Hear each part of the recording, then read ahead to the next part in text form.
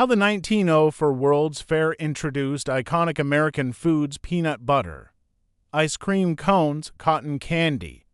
These and other beloved treats captured the public's imagination during the 1904 St. Louis World's Fair. The 1904 Louisiana Purchase Exposition in St. Louis drew nearly 20 million visitors in celebration of the 100th anniversary of the Louisiana Purchase. With more than 125 dining options, the fair showcased a global array of cuisines. But it was the grab-and-go foods' early versions of American fast food that made a lasting impact.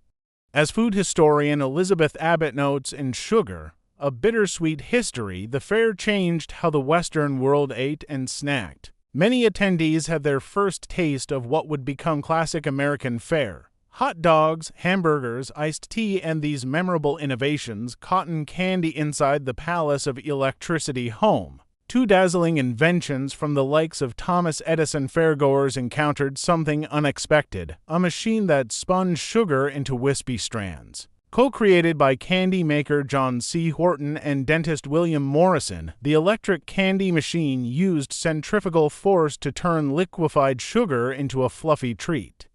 Originally marketed as fairy floss, the sweet novelty intrigued guests who at first mistook it for actual cotton. But once reassured, they couldn't get enough. The machine won a prize for innovation, and tens of thousands of boxes decorated with fairground illustrations were sold as souvenirs. After the fair, cotton candy machines were placed in shop windows across the country, helping establish the treat as a mainstay at carnivals and fairs. Peanut butter. Though the exact origin of peanut butter remains debated, with some crediting John Harvey Kellogg and others pointing to St. Louis snack producer George Bale. It gained national attention at the 1904 fair thanks to Missouri farmer C.H. Sumner. Sumner demonstrated various nut butter recipes using a custom grinding machine. Promoting them as high-protein, hygienic alternatives to meat, he appealed to the health-conscious and those with dental issues. Visitors spent over $700 at his stand, a modest beginning that soon gave way to massive growth.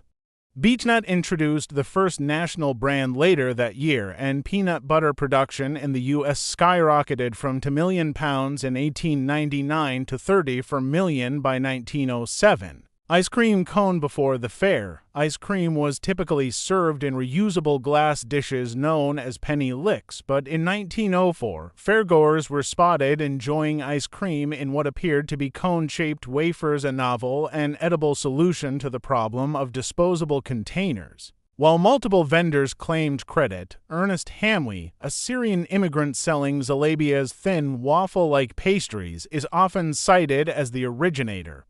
When a nearby ice cream booth ran out of bowls, Hamley rolled one of his pastries into a cone to hold the frozen treat. This idea seemed to go over big, he later recalled. Soon, vendors across the fair adopted the method and called them cornucopias, though others like Italo Marchini, who patented a cone mold in 1903, also played a role in the dessert's history. The fair gave the ice cream cone national exposure. By 1905, newspapers were calling it the most profitable food novelty at public events. In time, it earned official recognition as Missouri's state dessert. Puffed rice. Dr. Alexander Anderson, a botanist, created a buzz literally at the fair with his puffing gun, which exploded superheated grains into puffed rice inside the Palace of Agriculture.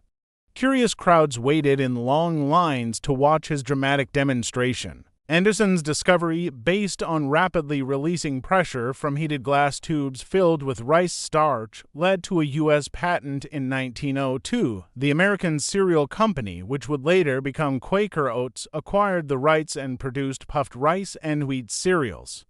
More than 20,000 pounds of the caramelized treat were sold at the fair. Branded as the food shot from guns, Anderson's invention revolutionized breakfast and laid the groundwork for popular cereals and snack foods like Rice Krispies, Kix, Cheerios, and even Cheetos.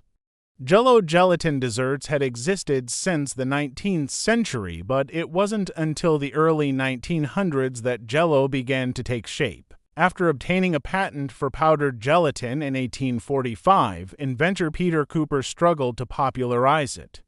In 1897, cough syrup maker Pearl Waite flavored the gelatin and named the product Jell-O with help from his wife, May. Lacking sales success, Waite sold the rights for $450 to orator Frank Woodward of the Genesee Pure Food Company. At the 1904 fair, Woodward's company ran demonstrations in the Palace of Agriculture, showing how to make Jell-O simply by adding hot water and letting it set. With samples in hand and recipe booklets in tow, visitors were charmed by the wobbly dessert. By highlighting its gold medal win at the fair in ads, Woodward turned Jell-O into a household name. Sales quadrupled between 1902 and 1906, surpassing $1 million. The 1904 World's Fair didn't just spotlight futuristic inventions, it shaped American taste. Foods once seen as novelties became staples, setting the stage for the rise of fast food, snack culture, and modern American cuisine.